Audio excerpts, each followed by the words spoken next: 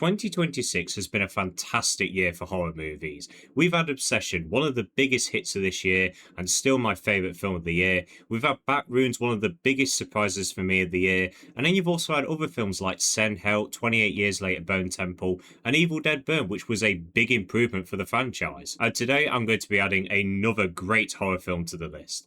It's a little film titled Leviticus. This is an Australian film directed by Adrian Chiarella, I believe that's how you say that name, and it stars Joe Bird and Stacy Clausen. And it centres around two teenage boys who must escape a violent entity that takes the form of the person they desire most, each other. Now, this film is not out in the UK yet. I managed to see it early because of one of those secret screenings that I love to go to.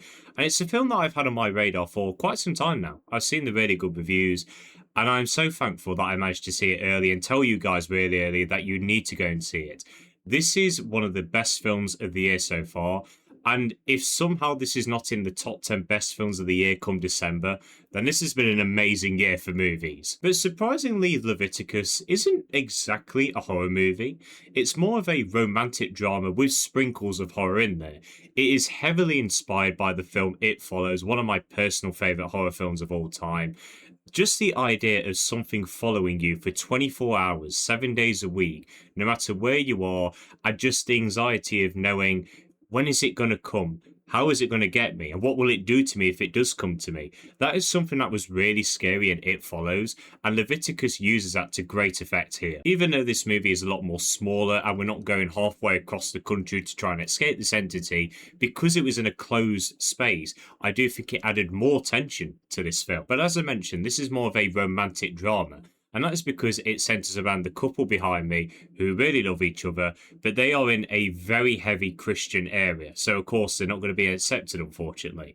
And when some people try to convert them, they realise that it's not a simple conversion. They try to place this figure in their heads that looks exactly like the person that they really, really like to try and scare them off. And it was a really clever theme of suppression and how people try to tell you that the thing that you like is really scary. Something that can relate to many things at the moment, especially social media. There's been a lot of moments in social media in the past few years where people say, this thing that you like is really bad, you need to stop enjoying it. And this movie does ask some really deep questions of, do I have to fear this? And even though some people don't want me to like this, is there a way that I can still like this? Is there a way that we can still appreciate each other? And it's just really, really relatable to everyone, especially gay people, obviously. In a world where gay people are becoming far more accepted, thankfully, there are still parts of the world out there that don't really accept them, so this movie will especially speak to them directly. And despite this movie's very short runtime of 88 minutes, and that's including credits, it manages to cram in so much to great effect. I really like that it manages to balance the very romantic tone between the two boys. There are some very cute scenes here.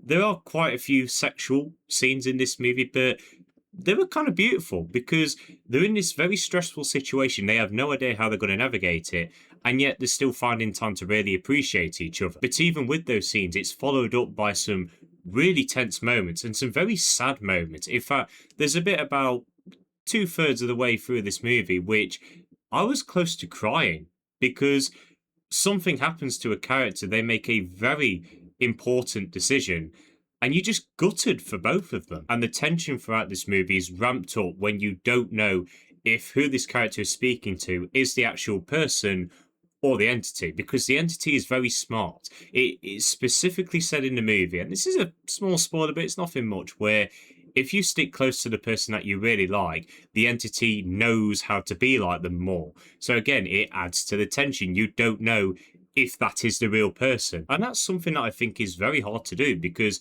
you're trying to act very sinister and very mysterious and very unhuman-like, but you're also trying to manipulate this person and trying to act like a human. It's a very hard balance to get as an actor, but I think all the actors did a brilliant job at doing that. Joe Bird and especially Stacy Clausen, which, by the way, I apologise if I'm saying that last name wrong, they were fantastic in this movie. They had such strong chemistry, and I do think the acting when they're being the real person and their fellow entities was very, very strong. Stacy Clausen especially did a very good job at being extra creepy. There are moments in this film that could have come off very, very goofy. There's a moment where the entity comes out from behind a bus and they just start walking towards a person. But I think what also helped was the sound design. This movie had some incredible sound design. There are so many loud, booming noises. And what I really appreciate, and this is mainly because of the speakers in my cinema, there are times where you hear something behind you and it just comes across to the side and then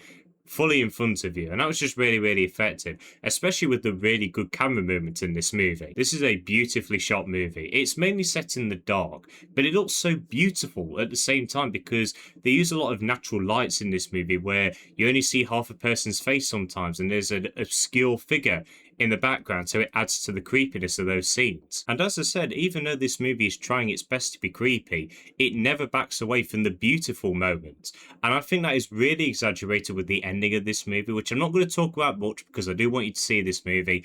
But I can see a lot of people being turned off by the ending because it is so anticlimactic. But I thought that's what made it really work. However, I will say when this movie does try to be creepy at times, it does rely on the generic loud bang jump scare, which we've seen a million times in horror movies. It's not in the film much, but when it does happen, I just never really reacted. But despite those moments, I do think this movie managed to maintain a consistent, creepy, and beautiful tone, and that is why I just absolutely love Leviticus. It was a really nice romantic drama horror movie, all different genres, that had a great central couple, some fantastic central performances, beautifully shot, excellent sound design and music, and a really nice message, a really relatable message, not just to gay people, but to everyone. This is a film you need to see as soon as it releases nationwide. It really deserves your time and money, and it's short as well, so it doesn't overstay its welcome. Leviticus was a fantastic film, and it's going to receive a 9 out of 10. And there we go, people. That is the end of this review. If you have seen Leviticus, do let me know your thoughts on it. Did you like it? Did you not? Let me know. But I hope you all enjoyed this video, guys. Have a good day, and see you later.